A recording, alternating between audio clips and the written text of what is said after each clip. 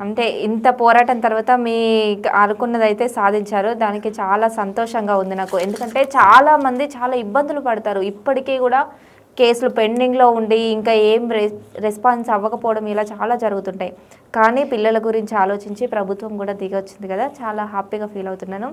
సరే ఇదంతా పక్కన పెడితే మీరు భక్తి సాంగ్స్ పాడతారు, భక్తి సాంగ్స్ రాశారు అని చెప్పేసి ఒకసారి ఒక మీటింగ్లో కూడా చిన్నజీయర్ స్వామి గారు ఉన్నారు కదా, తను మీ గురించి మాట్లాడారు.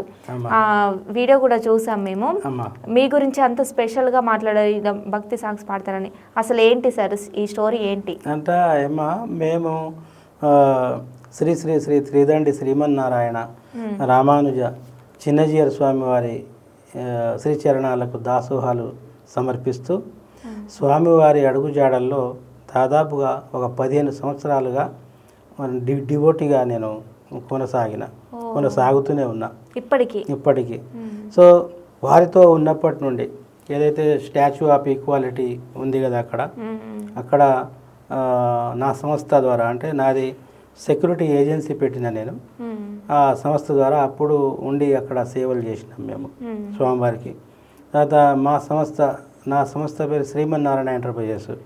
ఈ ఎంటర్ప్రైజెస్లో చాలామంది నిరుద్యోగులకు అక్కడ మంచి మంచి కంపెనీలలో ఉద్యోగాలు కల్పించడం, అలా నేను సర్వీస్ చేస్తూ ఉన్నా. ఆ క్రమంలో స్వామివారితో నాకు బాగా అనుబంధం ఏర్పడినప్పుడు వారు నేను రాసే పాడే పాటల్ని చూసి చాలా అద్భుతంగా మెచ్చుకునేవారు. సో ఆ క్రమంలోనే నేను దాదాపుగా 3000 పాటల దాకా రాసిన, భజనలు కానీ పాటలు కానీ రాస్తే నా కొన్ని పాటల్ని వారు స్వయంగా వారే ముద్రించి ఆ పాటల పుస్తకాన్ని వారు రిలీజ్ చేశారు. ఆ పాటల పుస్తకాన్ని ఆ పుస్తకం పేరు చీకటిలో చిరువెన్నెల అనే ఒక పుస్తకంతో వెంకటేశ్వర స్వామి మీద అనేక పాటల్ని రాసిరు.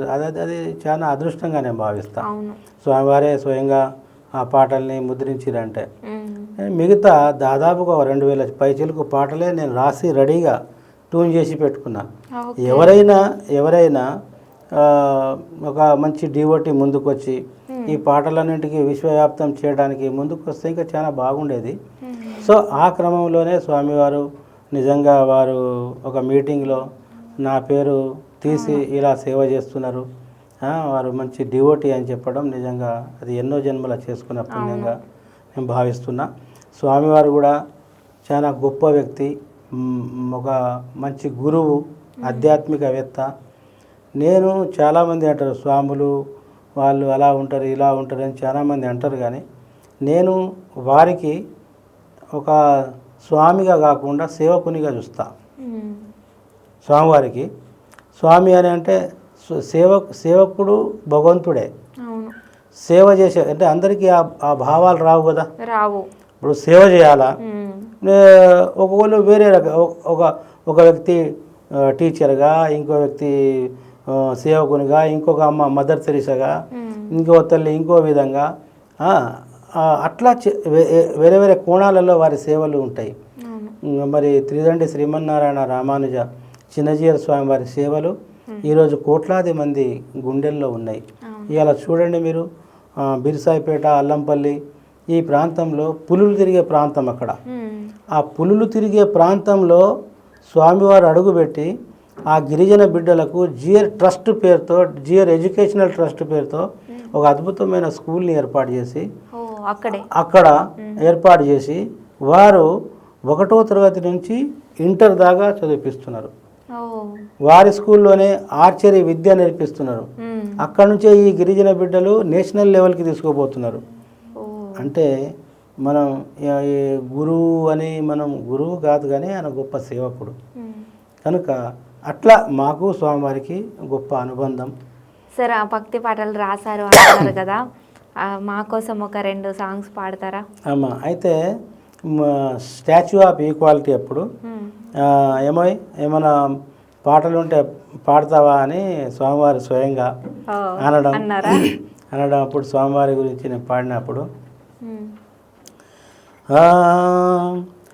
మధురము రామానుజ మదనమే రామానుజ గురుడే రామానుజ మా గురుడే రామానుజ మధురము రామానుజ మదనమే రామానుజ గురుడే రామానుజ చిన్న జిరే రామానుజ జయ జయ రామానుజ జయ హో రామానుజ జయ జయ రామానుజ జయ హో రామానుజ మధురం రామానుజ మదనమే రామానుజ గురుడే రామానుజ చిన్న జియరుడే రామానుజ ఇట్లా చాలా స్వామివారి మీదే పాడారు.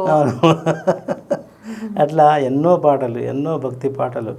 మొన్న స్వామివారి బర్త్డే రోజు కూడా ఒక పాట నేను పాడిన. ఏం పాట పాడారు?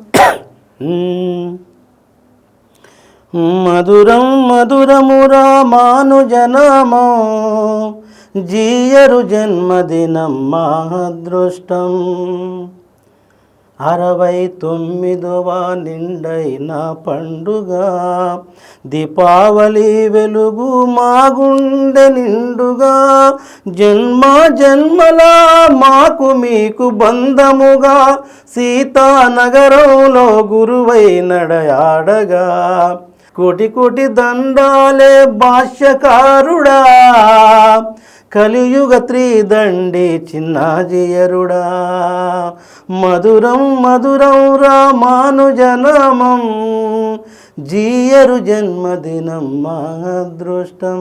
అట్లా వావ్, చాలా చక్కగా పాడారు సార్. అలాగా ఎన్నో పాటలు స్వామివారి మీద. వారు నిజంగా నడిచే భగవంతుడు అని అనడం అలాగే అనిపిస్తుంది. అతన్ని మాటలు వింటుంటే, తన ప్రవచనాలు వింటుంటే, వారి మాటలు వారు బోధించే ఒక మంచి ఒక సంస్కారవంతమైనటువంటి ఒక మార్గం, అవన్నీ చూస్తే కూడా నిజంగా స్వామివారికి 2 చేతులెత్తి దండం పెట్టాలని అనిపిస్తుంది.